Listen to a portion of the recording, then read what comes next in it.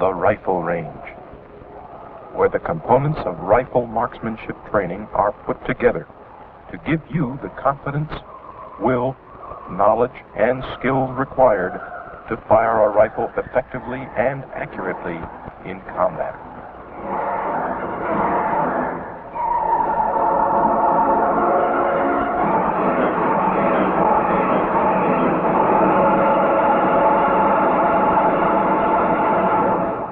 Is that correct sight alignment is obtained when the front sight post appears to be in the center of the rear sight aperture. The aiming point is correctly placed when it is centered on and tangent to the top of the front sight post. Correct sight alignment and placement of the aiming point together form a correct sight picture.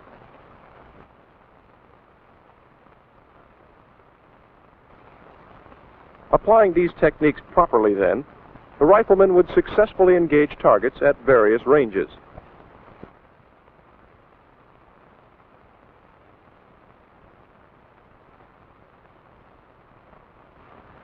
If, however, the firer has proper sight alignment but does not place his aiming point correctly, the error to his targets will remain constant as the range to those targets increases. If the aiming point is properly placed but the firer's sight alignment is incorrect, the rifleman's error to his targets increases as the range to those targets increases. It is for this reason, then, that sight alignment is considered the more important of these two elements of aiming. Also, it is important for me to remember to focus my eye on the front sight post last before I fire. And what Crackshot is trying to explain here is that the last focus of the eye, that instant the weapon is fired, should be on the front sight post. A perfect sight picture should look like this: an indistinct rear sight aperture, a clear front sight post, and a hazy aiming point. By maintaining a clear, distinct front sight post, the firer can more readily obtain correct sight alignment and a perfect sight picture. The second component of the integrated act of shooting is holding the weapon steady. There are 8 factors which affect steady hold with the rifle. These steady hold factors are similar for all the primary positions.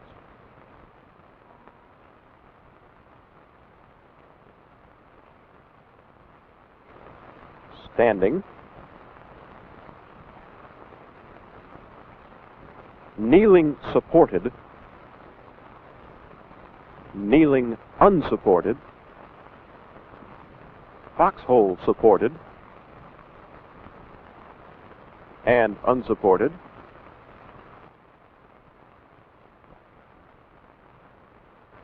and of course the ever popular prone supported and unsupported. These 8 steady hold factors concern, first of all, the left hand and arm, which are neatly joined together at the left wrist, bend at the left elbow, and all blend in perfectly here at the left shoulder.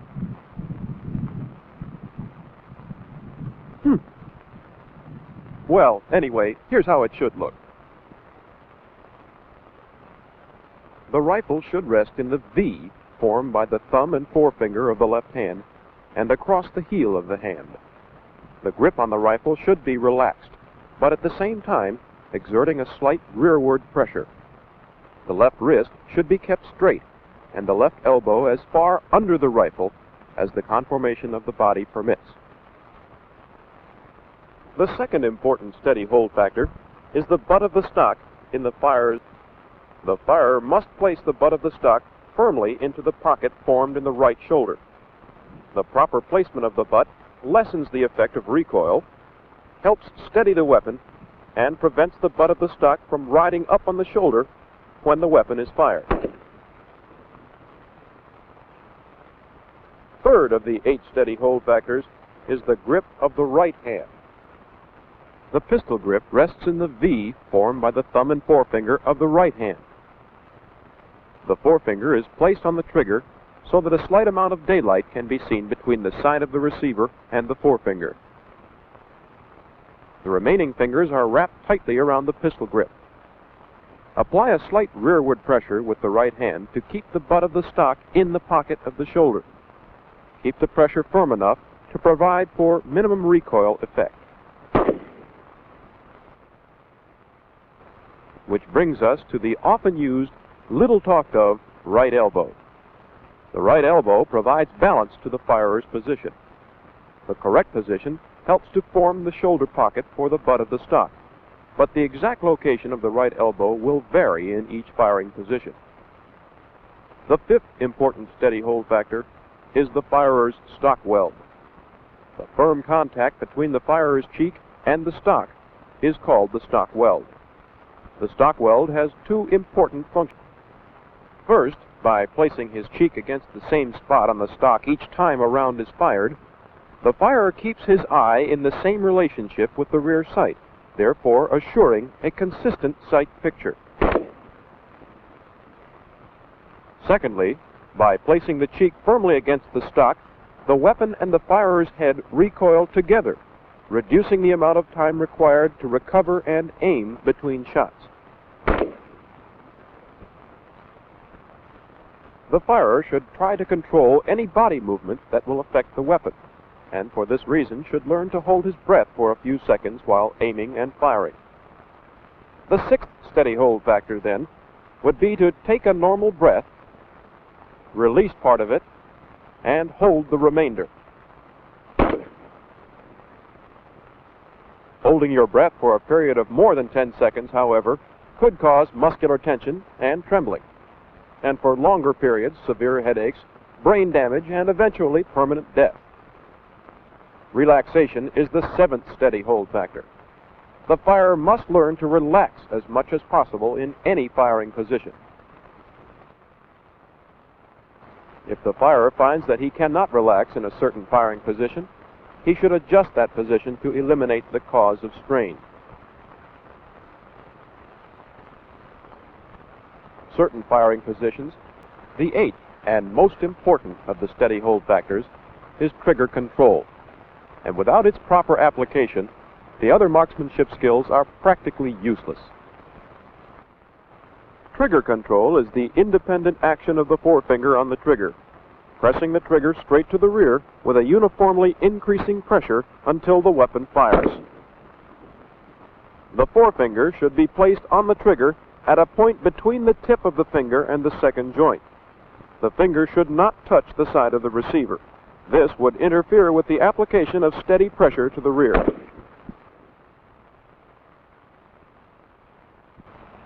The majority of shooting errors stem directly or indirectly from the improper application of this technique. Failure to hit the target may be caused by the firer jerking the trigger. Correctly applied trigger control will prevent the firer from knowing exactly when the rifle will fire and reduce the firer's tendency to flinch. Failure to get a good shot group may be caused by errors in aiming or by violating one of the 8 steady hold factors. By analyzing these shot groups, errors can be detected and corrected.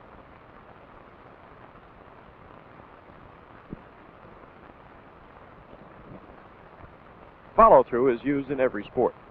In rifle marksmanship, if the principles of follow-through are applied, the firer can detect errors which were present when the rifle was fired. By holding the sight picture for just a moment after the weapon fires, the firer can see the error, analyze it, and have a basis for correcting it. Proper follow-through consists of continuing to press the trigger to the rear, concentrating on the front sight post, and holding your breath. All this just a moment after the weapon fires. Closely related to follow-through is the process known as calling the shot. When the firer calls the shot, he indicates that point on the target at which his rifle was aimed the instant the round was fired.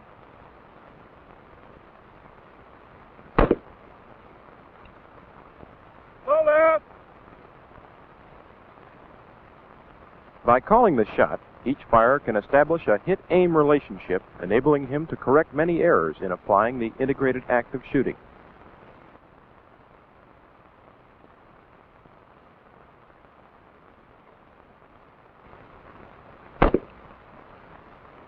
Right!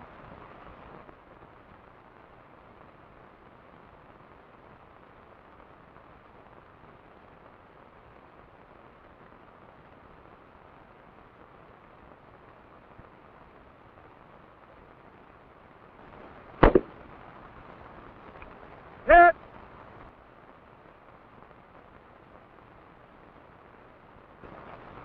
To help in detecting and analyzing shooting errors, the firing data card is used. The firing data card provides the instructor and the firer with a record of calls, hits, and firing positions used.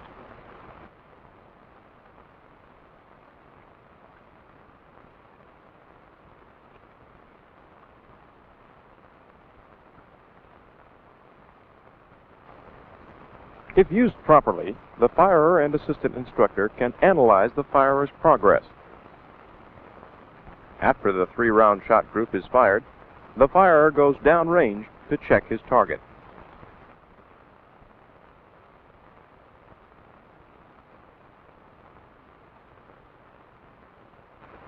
By comparing the hit target with the call target, the firer and assistant instructor can often detect errors committed in the integrated act of shooting.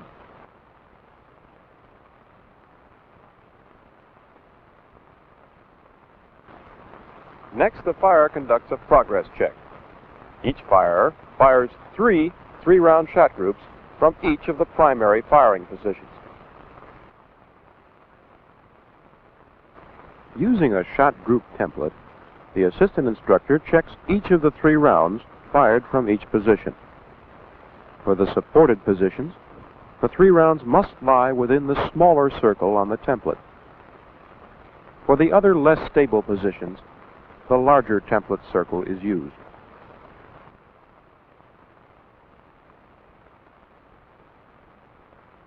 Once the soldier has demonstrated his ability to fire tight 3-round shot groups, it is then only a matter of adjusting the sights on the rifle to place the strike of the bullet where the firer wants it. In adjusting sights, there are 2 variables to be considered. These are elevation and windage. The sights of the M16A1 rifle are unique in that both the front and rear sights are adjustable. The front sight is adjustable for elevation. Elevation is raising or lowering the strike of the bullet.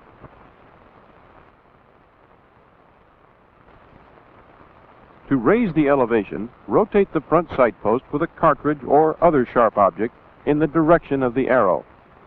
Rotating the sight 1 click will raise the strike of the bullet 1/2 of one of the squares on the target. 2 clicks will raise the strike of the bullet 1 whole square. To lower the strike of the bullet, just rotate the sight post the desired number of clicks in the opposite direction of the arrow.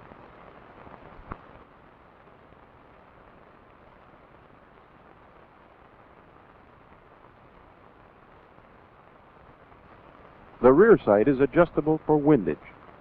Windage is moving the strike of the bullet to the left or to the right. The windage drum is located on the side of the carrying handle.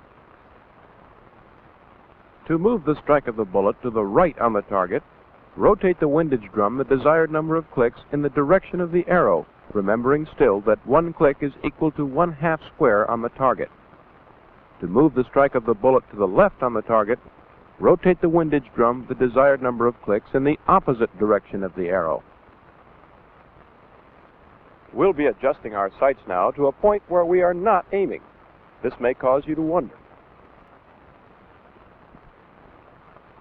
Let's explain by first stating that rifle 0 is that sight setting in elevation and windage which will cause the trajectory of the round and the line of sight to coincide at a given range. It's been proven that the majority of infantry combat targets appear at a range of less than 300 meters. For this reason, Army doctrine states that all riflemen will battle sight 0 their rifles for a range of 250 meters. Battle sight 0 is that sight setting in elevation and windage, which will cause the trajectory of the round and the line of sight to coincide at a range of 250 meters.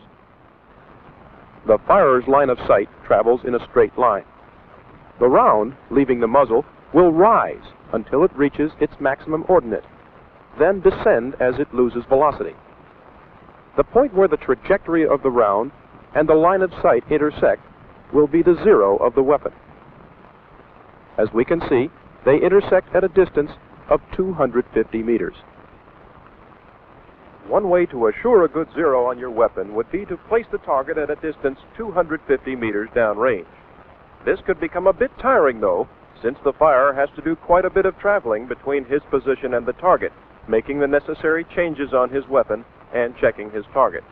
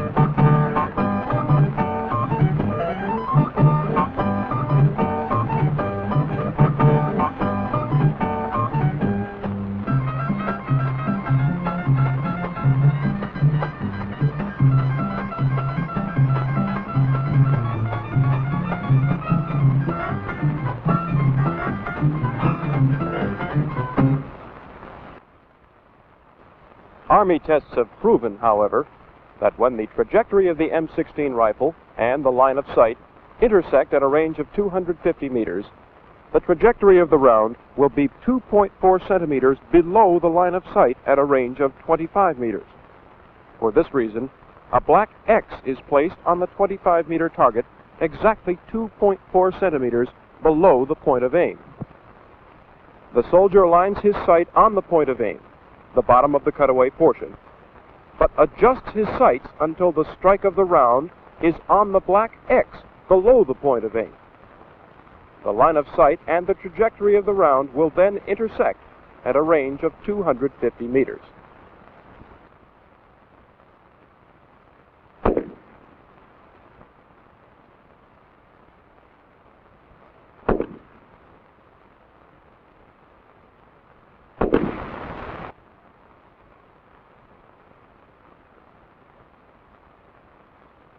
Remember, aiming the weapon consists of correct sight alignment and placement of the aiming point.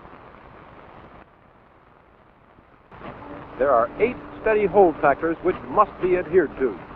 They are proper placement of the left hand and arm, the butt of the stock in the pocket of the shoulder, the grip of the right hand, the location of the right elbow, the stock weld, control of breathing, relaxation, and the ever-popular, most important, trigger control. Is there anyone downrange? Is there anyone downrange? These are the basic components of rifle marksmanship. It is now up to you to make use of this knowledge.